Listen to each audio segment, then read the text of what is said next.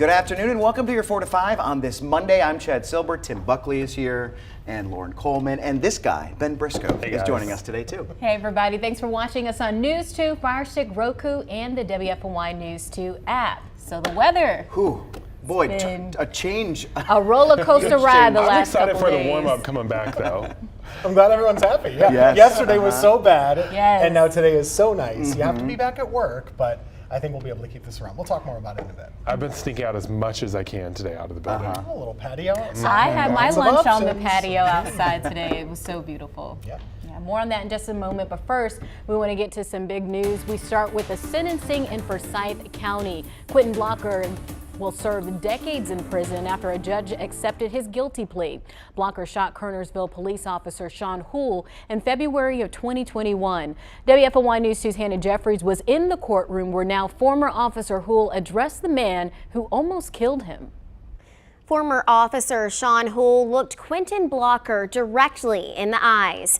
He had a gentle but strong message for the man who left him fighting for his life. Houle told Blocker he doesn't hate him, he forgives him, and he hopes he will turn his life around. Almost 2 years ago, Blocker shot Houle. It happened during a traffic stop. Blocker grabbed Houle's police-issued gun and shot him twice. Houle spent almost a month at Baptist Hospital in critical condition. He later medically retired from the force. Houle now serves as a chaplain with the Billy Graham Rapid Response Team, sharing his story. All I've ever wanted for this whole incident is positivity and to show what God did for me that night. And maybe in this world that we're living in that's crazy right now, that light would inspire something, some sort of a change, some sort of a movement, or whatever you want to call it, that we could start to band together a little bit better than we've been. Blocker accepted the terms of his plea deal. He is sentenced to 40 to 42 years in prison. Blocker pled guilty to several charges, including first-degree murder. The judge says he hopes this plea will offer Houle and his family some peace. Hannah, thank you. At the beginning of the school year, we asked you as parents your biggest concerns looking ahead to the new year. The top answer was safety and security for children. Today, we asked an SRO at Grimsley High School what they do to keep students safe. Ultimately, our goal is for these students to become, positive influence in society. And so if it's words of encouragement or giving them advice on how to develop good, healthy relationships or make good decisions as far as, what they should and should not bring to school. All these little things that we constantly do on a daily basis with students, makes not only the environment there safer, but it's long-lasting. As you know, all GCS high schools now have body scanners. So far, investigators say the scanners have actually detected and stopped 2 guns from getting into schools. A Super Bowl party turned violent when a teen shot a 16-year-old last night, according to investigators. Police arrived on the scene at Hope Lane around 7 p.m.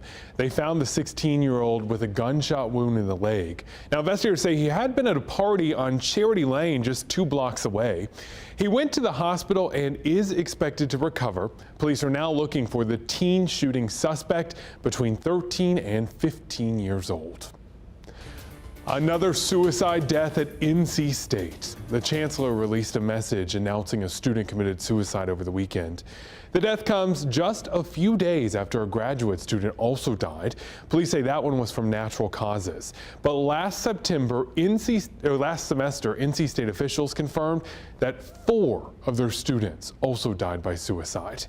In a statement, Chancellor Randy Woodson wrote, "No matter the cause, the loss of a friend, a roommate, a classmate hurts deeply and can seem overwhelming to cope with." There are resources available for students on campus as well as a wellness day offered this week.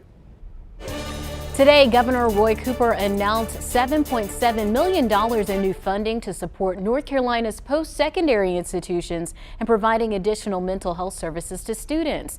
The investment for the UNC system will support new mental health initiatives. It will also provide funding to sustain initiatives created by Governor Cooper's previous $5 million to the university system from May of 2021. Governor Cooper says identifying mental distress and getting students the help they need is more important than ever. Big change, of course. Yesterday rained pretty much the whole day. We were in the 30s. It almost snowed. It didn't. Sorry, I know we kind of want that around here, but it's still been a tough thing to do this winter. Temperature currently is 61 degrees, and we continue this trend of basically just being warmer than average most of 2023. January was warm. February has been warm with the exception of just a couple of days so far. Temperatures in your hometowns right now a little cooler to the north, a little warmer to the south, mid 50s to mid 60s depending on where you are. Bit of a breeze. It's a warm breeze for today. It's all coming in out of the west. Now, one thing I want to let you know is that you still are going to see colder weather for tonight. We'll be cooling off pretty quickly after sunset, which, by the way, is basically 6 o'clock right now. By tomorrow morning, we'll have lows in the 30s, and this is kind of where I see you bottoming out, right around 33 for Reedsville. Not going to see any frost here, but it will be cold to start tomorrow morning in the mid 30s, but more warmth is on the way as we go into Tuesday. Your Valentine's Day is looking very, very nice. Lots of sun throughout the day, a couple of clouds, maybe more than what we saw for today, mid 60s for the high there. The weather pattern overall is still going to be this sort of fake spring that we've joked about at times this month. We'll get even warmer by the middle and end of the week. I actually think we could hit 70 degrees by Thursday of this week, and that cooler weather really isn't going to return until the weekend. So let's take a look at your 7-day forecast. We go through the rest of the week here. The weekend, that's going to be the coldest time. We'll be right around 50 for the high on Saturday with overnight lows in the 20s. The Tanger Center revealed the shows today for its newest Broadway season. We got a sneak peek with 2 live musical performances, one from Aladdin and one from Moulin Rouge. A Broadway performer who once played the genie in Aladdin performed a song today. Life is your restaurant, and I'm your maitre d'. Come on, whisper what it is you want. You ain't never had a friend like me. Other shows next season include Chicago, Tina, and Six the Musical. The new season kicks off in September. Tickets go on sale later this spring. And just taking a quick glance at the list of new shows, it's impressive. This lineup is really nice. Really I'm getting impressive. season tickets for sure this time around. Seems like people are very excited about this lineup. I don't want to say anything about this year's lineup, but it does seem like there's a lot of buzz around every single one of these shows. I think I know more shows in the next season than I do in the current season, or at least I've heard more about them. So I actually have been to Broadway to see Tina and Hadestown, both spectacular. Good. Highly recommend them. I saw Moulin Rouge on Broadway last year in New York, and it was great. So I think these shows are cool because they're a lot newer, actually. So Six is new and still on Broadway. Hadestown as well. Moulin Rouge, they're all out there. So if you don't know much, I think this is going to be one that's going to crowd please a lot of people. Something a little new to try. And I just got to say, I love the Tanger Center. I went to 2 shows within the last few weeks, and I was texting one of my friends, and I said, I think I'm addicted to Tanger Center shows. And so when this lineup came out, I was already texting about wanting to see Moulin Rouge, wanting to see Chicago, because it's just such a beautiful theater. And you definitely will have a good time. The other thing that's great about it is that you really have no bad seats. So you can buy the cheap seats in the very back. And I actually have liked those experiences more than when I've been up front because you see the choreography down on the stage better. I like how everything's elevated with the seating too, so you really don't have a bad seat. You don't have to worry about anyone, being in front of you, and you can still see the stage pretty well even when you are in the back. As a previous season ticket holder, what do you think of this upcoming, and will you continue to be a season ticket holder? Yeah, very happy. This is something I like to do. Yeah. But the most thing I'm happy about is that I used to drive to Durham to do this. And it's just 10 minutes down the road in Greensboro, so we like having it here. And then you can go out to eat downtown. Just make it a whole evening. Parking's a lot better here than the D-Pack. Yes, a lot. All right, we're going to switch gears over to some national news. The Biden administration is working to recover and learn more about the unidentified objects that the U.S. military shot down over the weekend. They are different from the Chinese spy balloon taken down earlier this month, but that incident put a lot more scrutiny on what is flying in U.S. airspace. The real risk to safety of flight was a problem. White House National Security Council spokesman John Kirby fielded questions about a series of flying objects shot down by U.S. warplanes over the last 3 days. While we have no specific reason to suspect that they were conducting surveillance of any kind, we couldn't rule that out. The latest takedown happened Sunday over Lake Huron between Michigan and Canada. The U.S. military also shot down an object over Alaska Friday and Canada Saturday. Efforts are actively underway right now at all sites to find what is left of those objects so that we can better understand and communicate with the American people what they are. National security officials say there is no indication that these are alien aircraft, bringing a lighter moment to Monday's White House press briefing. I'm just, I loved E.T., the movie, but I'm just going to leave it there.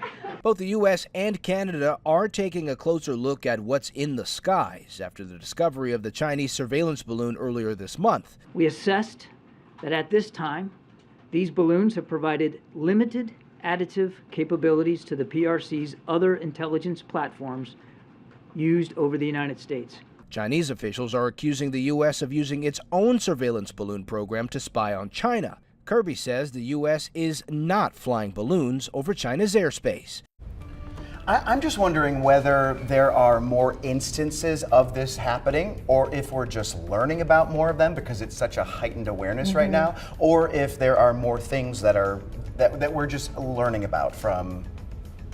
I heard one expert on CBS say it's kind of like when you're going to buy a new car and you think, okay, I want this kind of pickup truck. Well, all of a sudden you start seeing those pickup trucks everywhere. Okay. So we're starting to hear about it in the news more now that our brain registers it. It is a little unnerving though, because I remember when I got the push alert about it, I said, oh my gosh, this just happened a week ago. So I think more people there's nothing to really worry about at this moment, but it is a little uncomfortable to know that there's things flying above. I just want to know what it is. Yeah. I want to know where it came from and what it is. Whether we'll find that out, I don't know. But I mean, there's a lot of pressure on the federal government right now to be more transparent since we've had multiple instances of this now. I mean, I know the alien thing was a joke, but there's part of me that would love it to be aliens. Oh, I don't. Really? I don't. What's the movie that's called? I can't even think about it. Independence Day? No, not Independence Day. What is the movie when the aliens take over the world? There was a remake of it. A Steven Spielberg movie. I so hope aliens are real. I can't even think of it. I really do.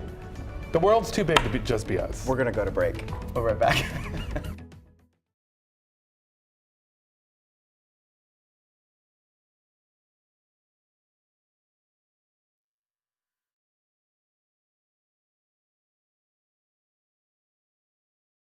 Ice cold milk and an Oreo cookie, they forever go together like a classic combination.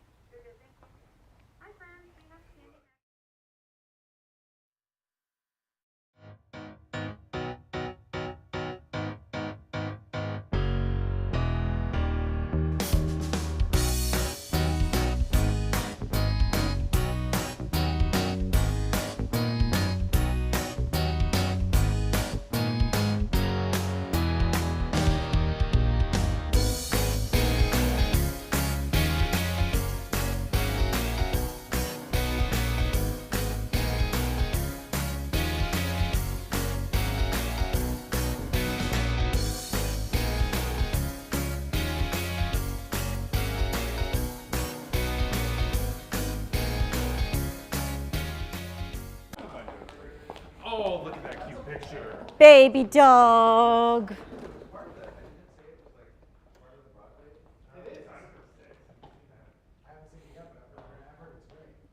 was what won all those awards when I was at Tony's last year. They did a performance during the Tonys, and it was so good. That's like the Henry VIII wives. Yeah, this year's lineup was kind of bad.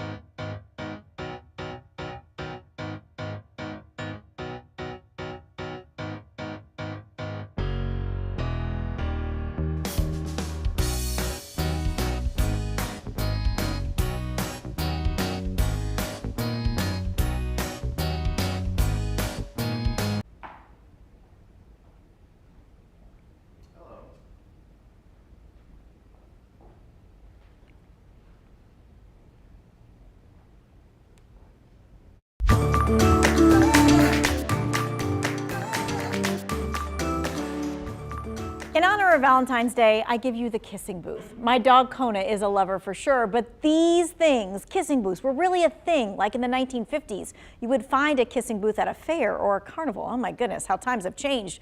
Which then makes me curious, how did other traditions come about?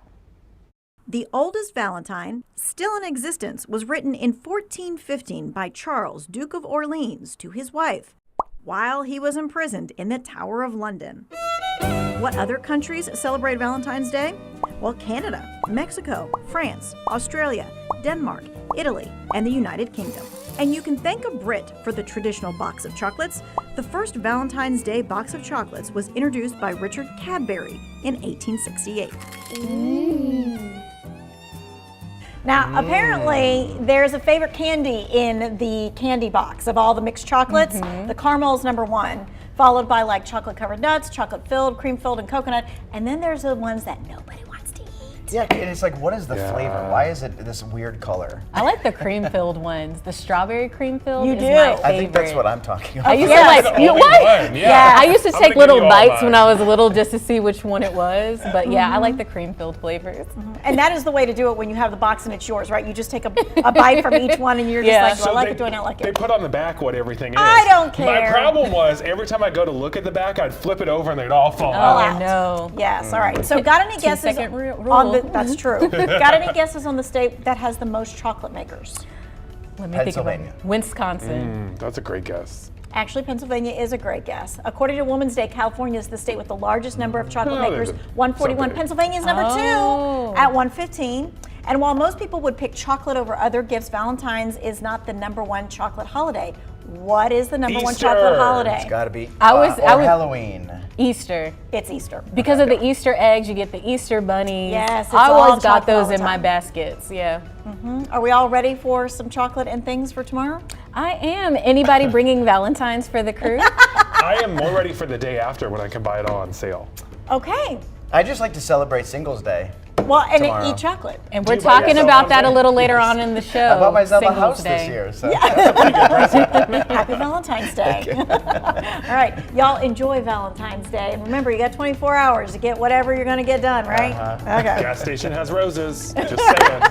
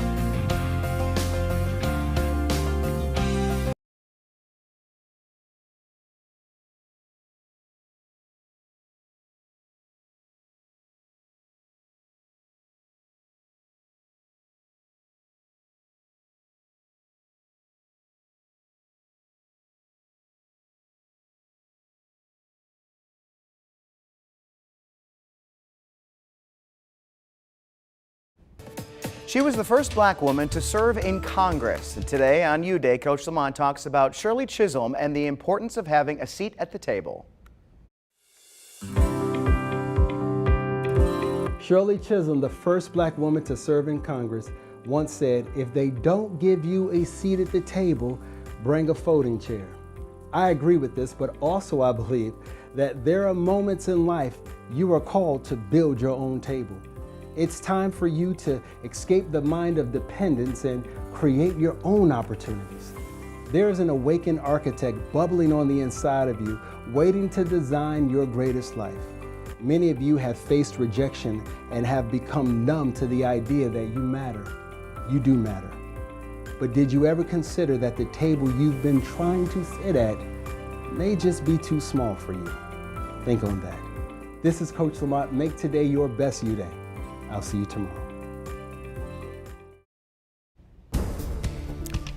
Let you know what your week is going to look like. That's my job right now. Let's try it out. Temperatures currently are really warm. We were in the 60s throughout much of our afternoon, and that's kind of where we should be ending up, right around 64 in Asheboro, 61 in Greensboro, upper 50s to the north. Keep in mind as we go through the month of February, it's about half over now. Our average high is 53, so it's supposed to be getting warmer as the month wears along. Let's zoom out and show you what we have coming up. Of course, across the Carolinas, it's pretty much all warmth at the time, 70 in Columbia, and across the country, truly, this is not just us. Sometimes we think, wow, we're in the South, we're warmer, of course, but everybody is warm right now. Even Chicago in the 50s, New York City as well, 70s across the deep South. And this is kind of the trend throughout the week, is that warmer and warmer air will continue to get a little bit closer. High pressure for tomorrow should keep us high and dry. A few more afternoon clouds are possible for Tuesday, but I think we'll be a little bit warmer than today, right there in the mid 60s. For Wednesday, even warmer still, mid 60s will still be around, and this will be our weather maker. In the middle of the week, a cold front coming our way Thursday night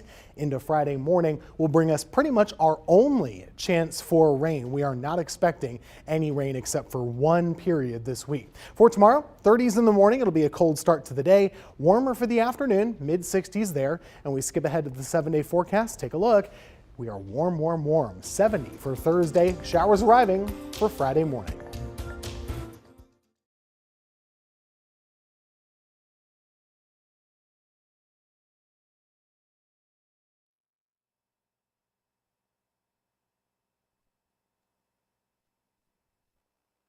Hi, I am. Oh, I got an echo in my ear.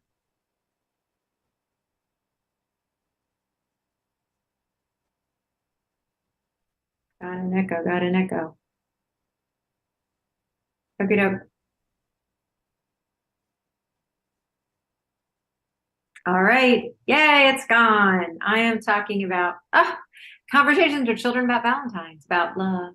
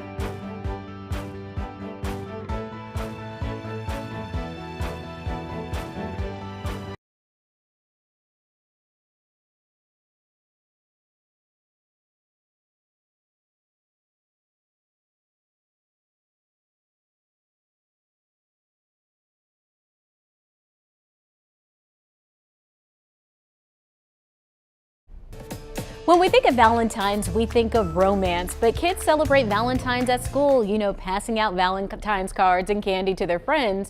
This is what Blanca Cobb, who has a master's degree in psychology, and I are talking about today, teaching kids about Valentine's. So Blanca, let's get right on to it. What is important about love and Valentine's that children should know? Children should realize when it comes to love and Valentine's, it isn't only about romantic love. There's platonic love, the way they love their parents or their grandparents or the rest of their family, also how they love their pets. And that when you love someone, that's something that you should show daily. It isn't necessarily for one special holiday during the year. So speaking of love, what about self-love? That's important too. It is so important for children to understand about self-love. In order for them to love other people, they have to love themselves. That means that they have to be kind to themselves. They have to have compassion and patience for themselves, because when they internalize these attributes and can show and give themselves this graciousness, then they're able to do that for other people. And also, when you love yourself, then you're able to set healthy boundaries for yourself. I love that so much. So we talked about loving other people. We talked about loving ourselves, but what about gifts in Valentine's Day? For a lot of people, Valentine's Day is glorified, it's commercialized, and children should know that gift giving is a part of Valentine's Day, but it isn't necessary. You might want to give somebody a gift, and that's great, and people do love to receive gifts, but it doesn't have to be over the top expensive.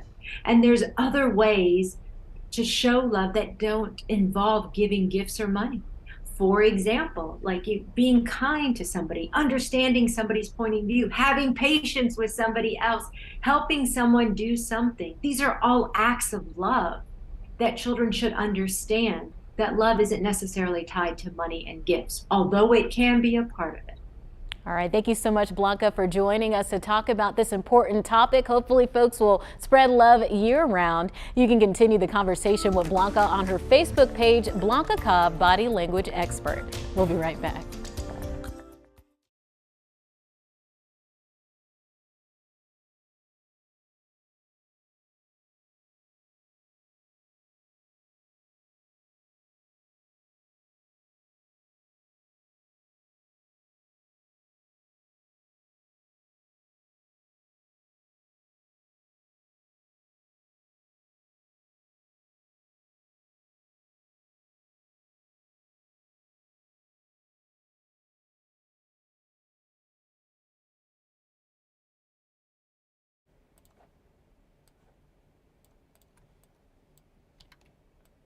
One, two, three, four, five. I'm getting that last VO in as we speak, and I will be running in there.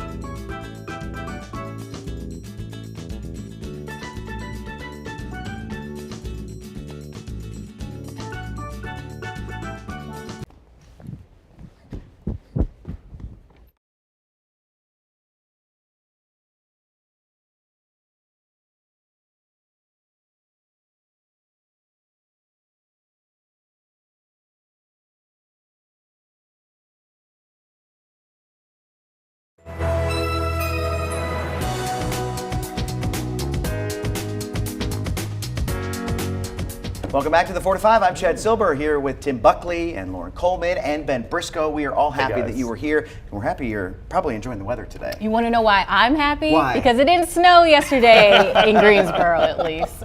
Oh, I'm going to stick up for the snow lovers and say a lot of grumpy folks, but hopefully everyone can enjoy the sunshine right now. One thing I enjoyed too much of was all that Super Bowl food the other day. One of my buttons actually popped off my shirt today. Oh, I saw your post about that. I think I maybe overindulged. Yeah, I tried to make up for it, and it did not work. I need to go back to the gym. I did like the woman who stuck up for you and said that they don't make thread these days like they used to. Look, people are so nice, aren't they? Very true. All right, we're going to get an update on the forecast in just a bit. But first today, history made in Rockingham County. The county has its first female fire chief. WFMY News 2's Manning Franks asked her about her new position and the history behind it. Firefighting is just an ability to truly help people. All her life, Melissa Joyce has wanted nothing more than to help her Rockingham County community. I got into the service so that I could help people in my community, my area, my neighbors. And when given the opportunity to come to the fire marshal's office, I was able to help even more people than just my fire district. For the past 15 years, Melissa's firefighting career has touched a little bit of everything. I've been a member of Northwest Rockingham Volunteer Fire Department. I have worked at Wentworth Fire Department here part-time. I've also been a full-time firefighter at PTIA Airport before. Yet it's not just her passion for firefighting or her community that makes Melissa stand out. She is also the very first female fire marshal of Rockingham County. I enjoy what I do, so I don't think about whether I'm a female or a male, and it just really never stuck in my mind as to whether or not I was the first female. I just was trying to continue on in the career process and move forward, and if at all possible, be able to help people. While notable, this distinction isn't one that she wants to define her. Instead, she sees it as an inspiration for women looking to enter a service field she so dearly loves. I would encourage any little girl that has a desire to do that to strive to do it. Firefighting is a hard job. Don't expect it to be something easy, but it is something that they can pursue if they want to. Clearly, men and women are physically built differently, so women are going to have more challenges than men when it comes to certain strength things, but it by far is something that they can accomplish. Don't give up on it. Don't, continue pushing through it. It will eventually get there. Melissa Joyce officially stepped into the shoes of Rockingham County's fire marshal on Friday. She said while she has a lot of experience under her belt, the fire service is an ever-learning field. That's so cool. I love seeing the picture of her just holding the hose, putting out a house fire. She's been there for 15 years. She has done, as I mentioned in the piece, so many different jobs. She is truly someone, as I mentioned before, she's not letting the fact that she's a woman be like, hey guys, I'm a woman. No, she was like, no, I'm just a woman and I'm doing a job and I'm getting it done. And it's really inspirational. Honestly, I was there like, oh, please talk. We don't have a lot of time, but please keep talking. But it is inspirational with her being a woman and seeing that, because you don't see or hear about as many women in that particular field. But it's good that we do stories like this so young girls at home can see that and be, hey, maybe I could be a fire marshal or a fire chief or a firefighter one day. And I'm so thankful to her and anyone else that does this job to protect us and our community. That's a huge deal. And that was her big thing when she wanted to do this job as fire marshal. She wanted to ensure that everyone, like she could go all across Rockingham County, not just her little area in her district. So great story, Mary. Thanks. Congrats to her. Well, we're going to head into some headlines with your 4 to 5 roundup. Right now, Guilford County Schools informed parents that they are having issues with their Gmail accounts. They say ongoing and incoming emails have been experiencing technical difficulties since the end of January, but has become more frequent. The district says their tech department is working to fix it, but don't have a timeline on when it will be back up and running. In the meantime, they advise parents to use the Parent Canvas inbox, the Remind app, or an email that is not Gmail to communicate with their child's teacher. Greensboro is gearing up for the prom season. The Parks and Rec Department of Greensboro's Youth Council is collecting new and gently used prom wear and accessories for its Camille's Closet and Theo's Threads pop-up shops. The program gives prom and special occasion outfits to hundreds of local teens free of charge. Now, Camille's Closet and Theo's Threads pop-up shop will be open to all middle and high school students starting March 29th through the 31st at Four Seasons Town Center. It might be hard to tell, but the average price for gas has gone down in Greensboro. It's actually fallen 2.1 cents per gallon in the last week, averaging $3.27 a gallon. According to a Gas Buddy survey, the cheapest gas in Greensboro reported to be all the way down at, get this, $2.88 a gallon. The most expensive is as high as $3.89, so it pays to shop around. You can check our website for the cheapest gas stations near you. What do you think about this weather today? Maybe you like it, maybe you love it, and if not, I'm not sure why, because it's pretty comfortable. We have lots of sunshine, no real complaints. Of course, we're just recovering from a soaker of a day yesterday that saw 1 to 2 inches of rain as expected across the area. So we're back to the muddy stuff in the yards. Hopefully we can work to dry things out a little bit this week. We have a bit of a breeze around the area right now as well with that sunshine. Burlington, look at you, you're sitting at 64 degrees. Well above average has still been the theme for the month of February. Warm here, it's cool in the mountains, but warmer than usual. They're in the mid and upper 40s currently. We have a bit of a breeze, as I mentioned, coming in out of the west, and that's going to continue for tomorrow, staying warm and staying breezy. Overnight, though, we will still cool down, getting down into the upper 30s for the most part. Some spots in the lower 30s for tomorrow morning, but you don't have to worry about frost. This is still just a vacation from winter weather that continues for a little while longer.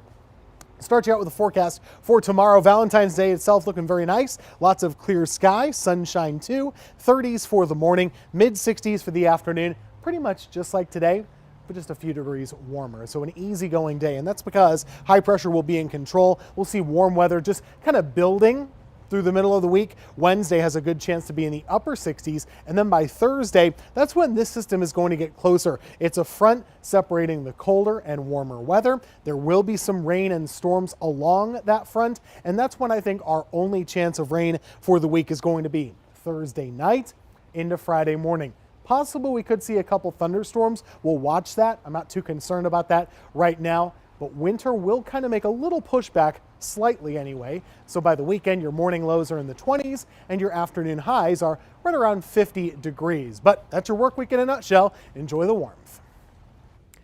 Aaron Wiggins was a standout high school athlete on the basketball court, first at Grimsley, then at Wesleyan Christian Academy. He would take his talents to the Big Ten and play 4 years at Maryland.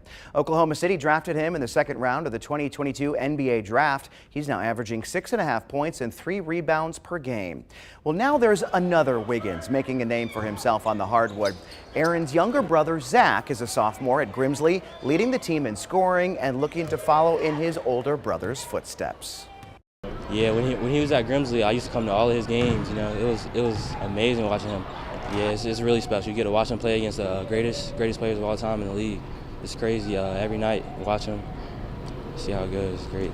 For him, I'm pretty sure it's a tough thing to have to live up to when your brother's in the NBA, but he comes ready to work every day. Aaron has been great as well. He comes into our gym in the summer and he works out with us, bringing Zach in. So, you know, it's not every day that you have a kid in your program whose brother is a professional basketball player who can learn from like that. So, you know, we think it's a great thing for us to have with Aaron and his brother in our program.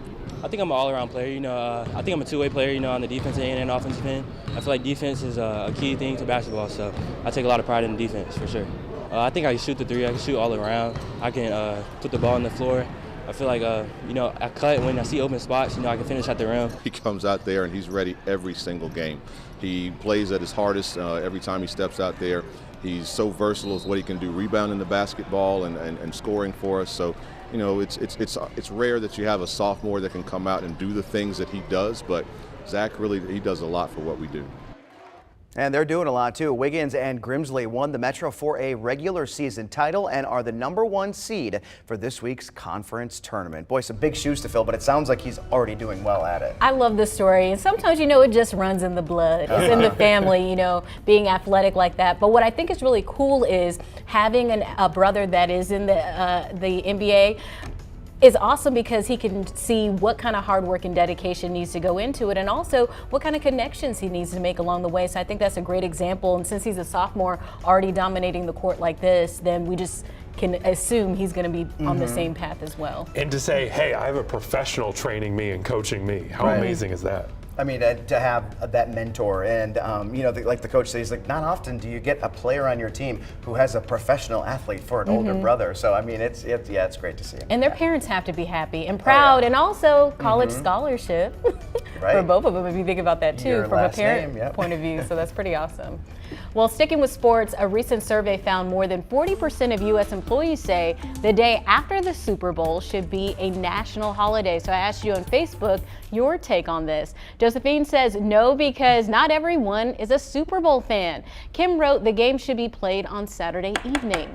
Felicia says yes, because people celebrating win or lose with family and friends need an extra day or at least a later start on Monday after the Super Bowl. Aqua says for the losing team and fans, yes. And then David said take that PTO if you really need it. LOL. I agree with that, with taking the PTO, because let's be honest, the Super Bowl is early on in the evening. It doesn't run all throughout the night, and we're all adults here, so you know to control yourself when it comes to the beverages and the food late in the evening.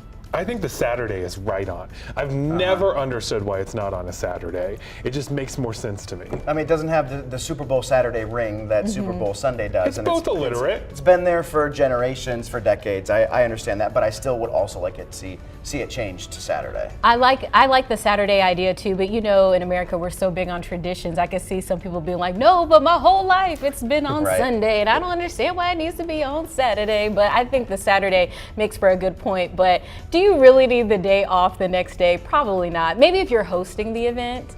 But if you're just a spectator, you don't need to. I don't think it needs to be a federal holiday where we're all off. I just want to know, how much are people drinking at these parties that they can't go to work? That's what I'm saying. I'm like, it's early on in the evening that you have enough time to, you know, get your stuff together. I mean, the game ends at like 10:30, so it's not like an afternoon game. Yeah. Right? Like it still ends late. So. But 10:30 is still a solid time. Yeah, absolutely. I was reading some of the comments on the News 2 Facebook page for this post, and some people are saying this is basically the daylight saving time argument, right? Like getting rid of it. Every year we talk about it. My favorite comment though was Tim Buckley's. He was like, people are getting soft, like just deal with it.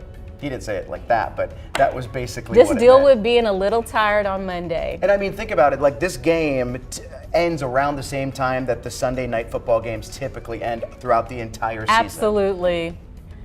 Just say you don't want to go to work the next day. We'll be right back.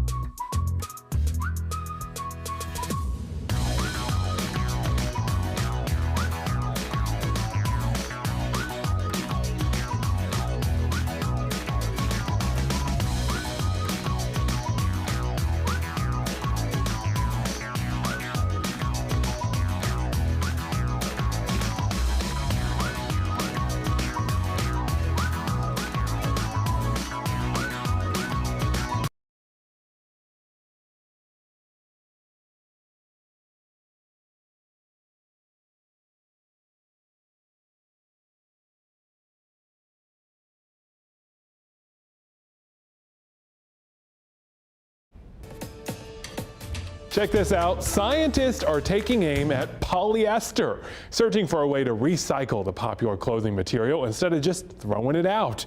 Researchers say they are on the verge of cracking the code.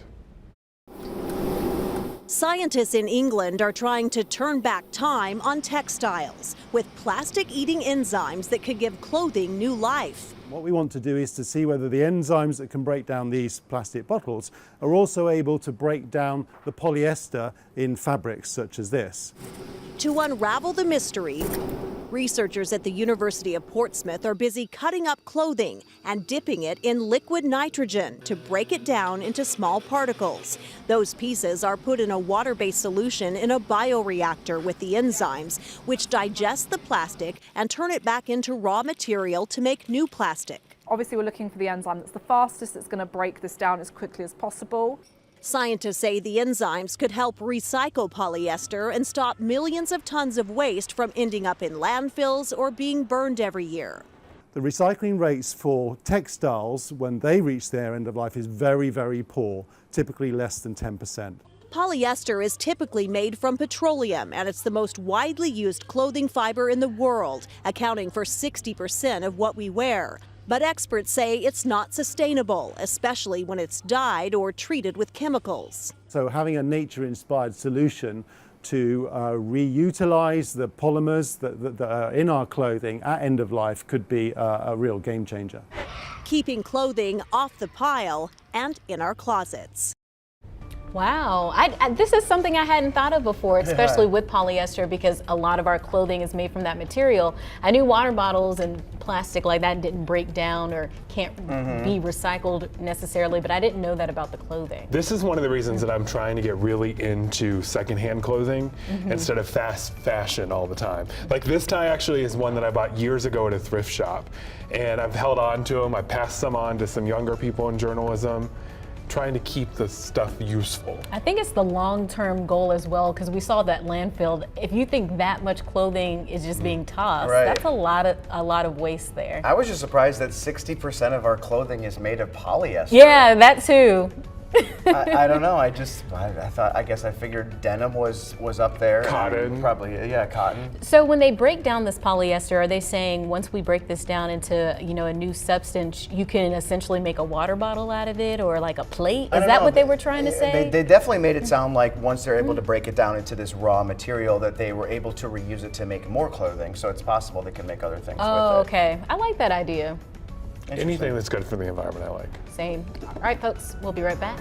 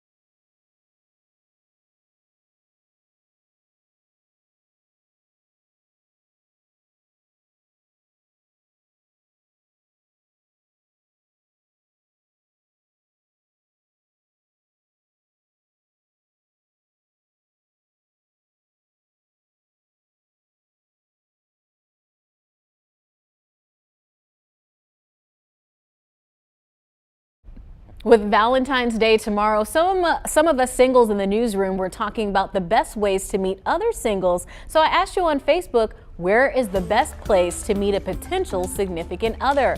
Mark says, I have always heard the grocery store. Calvin wrote, Home Depot is the best place. Brittany says the laundromat. Faye, church. Lori said, I met mine at the car wash on New Year's Day. Herbie wrote, fitness gyms, some of the nicest people I know. And then Malcolm says, please let me know. LOL. I'm there with you, Malcolm, because dating, I have to say, dating is one of the hardest things you can do. It's just not easy, at least for this generation. I met my fiance at a good old-fashioned bar. Oh, okay. That's cool. I think that probably the best place to meet someone would be where you would want to spend more time with them. Yeah, something So, you're interested in. Yeah, I mean, if you're going to the gym and you want to meet someone at the gym, you have to assume that that person likes going to the gym, and so it's a place where you can both go together. You know, if it's a bar, if it's a restaurant. Something that you're both interested in. A place that I like to meet other people is at a kickback or a party at someone's house, because it's an intimate environment. You really get to know the other people, show your personality, And if and they it's were like, invited, hey, someone vouched for them already. absolutely. Yeah. And then it's like, oh, you know, we should get together sometime. But ideally, in my mind, I'd love to meet someone at the grocery store and our carts knock into each other, or we both reach for the apple at the same time and then look at each other and go, hi. So that's what I imagine in my I think head. it's going to happen for you. You think so? Before I was engaged, back in my single dating life, I would go to the grocery store and I'd pick up some strange fruit and ask someone that I thought was cute, hey, what do you make with this? How do you use it? How do I tell if it's ripe? It That's starts a interesting. conversation. Maybe I should do that. Hey, what do you make with bananas? I don't hope know. that I see her at the store. I'm gonna run into her and just see what happens. Tim Buckley, what do you think about this? That's a good little tip there. What do you think about this apple? Want to go to dinner? Has that ever worked for anybody? Maybe. Who knows? Weather's pretty nice. You can meet at a park today, I guess. Battleground Park was busy earlier this afternoon. Low 60s, lots of sun. It's nice to get outside. I will say, though, we've been monitoring as the trees are kind of waking up. The pollen is actually already pretty high. Very early in the year to be talking about that, but that's just a consequence of all of this warmer weather that we've been seeing and continue to see. I don't see a real end to this right now. Over the next several days, we're likely going to keep on seeing some of that warmer weather. There is a little bit of indication that we have some rain on the way by the middle and end of the week, Thursday night into Friday morning, but right now, all dry. So more sunshine for tomorrow. It'll be a little bit of a chilly night, down into the 30s for your lows, but tomorrow afternoon with high pressure, we should be in the low 60s. More warmth on the way too as we go into Wednesday of this week. It's going to bump us up into the upper 60s and then right around 70 by Thursday. But this is the front I mentioned. That's the one that'll be coming in, bringing that threat for rain mostly Thursday night into early Friday morning. It is chilly tonight, around 36 in the city. It's as cold as about 31 or 32 in the outlying areas. And for tomorrow, lots of sun, pretty good day. 64. Enjoy that sunshine. Just a few clouds for the afternoon. Looking ahead, we'll have that rain chance for early Friday morning. We'll want to keep an eye on if there could be a thunderstorm there too. That's something we'll keep an eye on for you. Saturday, coldest day of the forecast, but still not bad. We'll have a high right around 50 degrees. In case you missed it, there will be no 4 to 5 tomorrow or Wednesday because of a soccer match on our air. The news is scheduled to start on time at 5, but soccer could impact that. Again, that's tomorrow and Wednesday. We'll be right back.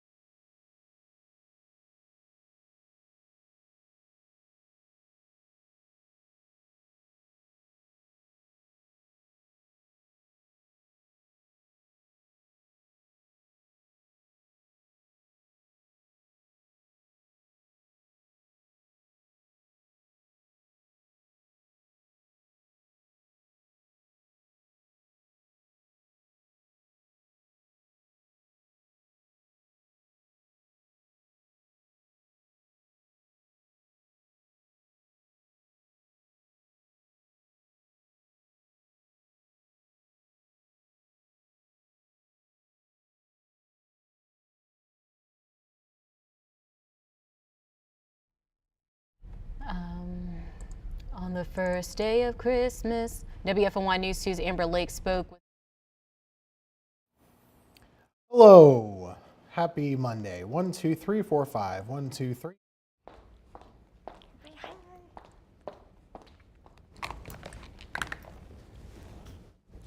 That door is open.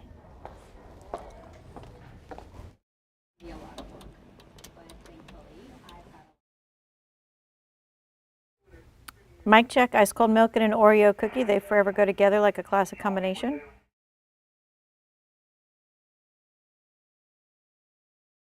Mic check, I ripped my skirt today, but it's fine.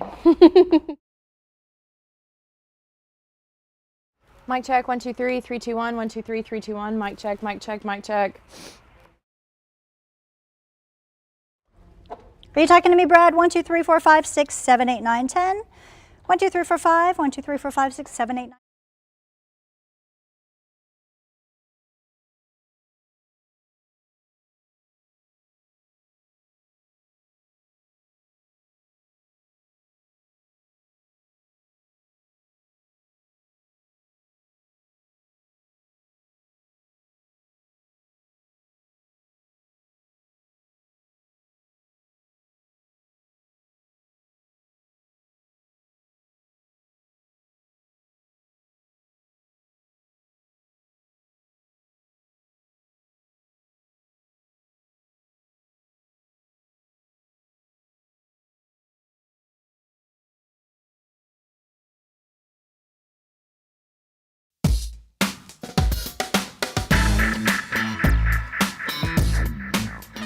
They say you can't teach an old dog new tricks, but because of my old dog, I learned something new.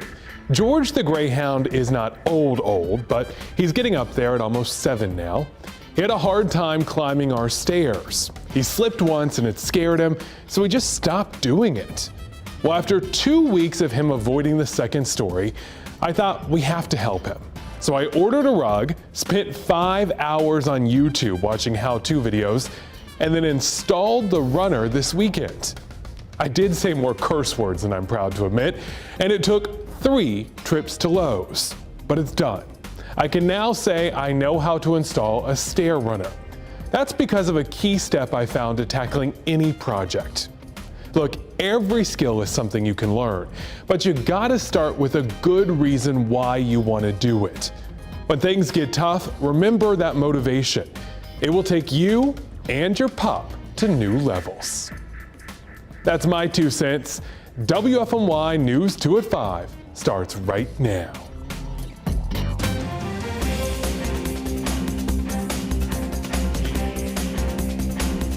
A man who shot a Triad police officer in the line of duty will spend more than 40 years behind bars. A judge sentenced Quinton Blocker today. He pleaded guilty to shooting former Kernersville officer Sean Houle during a traffic stop in 2021. He was shot several times, including in the face. WFMY News 2's Hannah Jeffrey